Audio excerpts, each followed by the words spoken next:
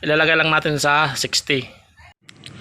I-share ko lang sa inyo mga boss kung paano i-adjust ang score, yung score na mataas o kaya score na mababa, at kung paano na rin tanggalin para hindi maingay ang ating video okay pagkatapos natin magkanta, yung lalabas yung score, malakas ang sounds.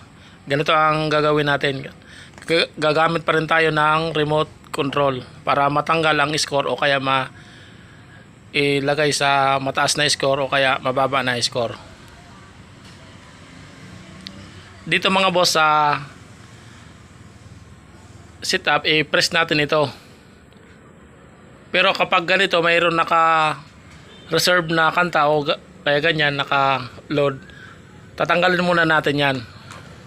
I-stop muna natin para matanggal ang reserve na kanta, para mailagay natin sa setup. Ayan, wala na ng reserve na kanta. Saka lang ito gagana na setup ito, para matanggal natin ang score o kaya may adjust. Press natin ang setup, enter natin ang password na 4 na 0. Ito 000. Ayan, dito mga boss nakalagay ang kanyang average score. I-press mo lang itong okay. Ibaba mo pag nailagay na rito sa average score. Dito muna i-press natin dito.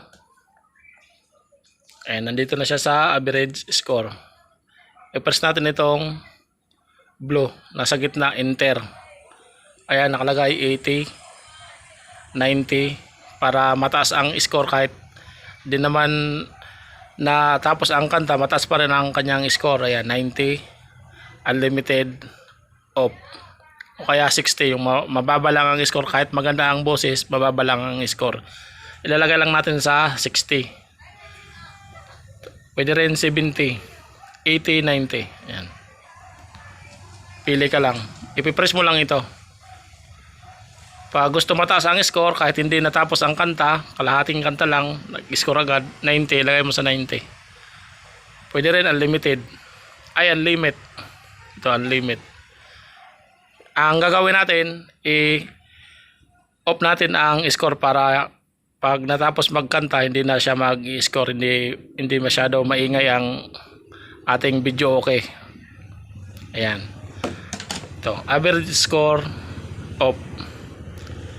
Tapos i-exit na natin, stop. Ito i-press natin itong stop pag i-off na natin ang score o kaya na i-adjust natin pataas ang score. Ito. Yan. Sa pag settings, kailangan wala siyang naka-enter na kanta, naka-reserve. Yan lang po mga boss, maraming salamat sa panonood sa aking video.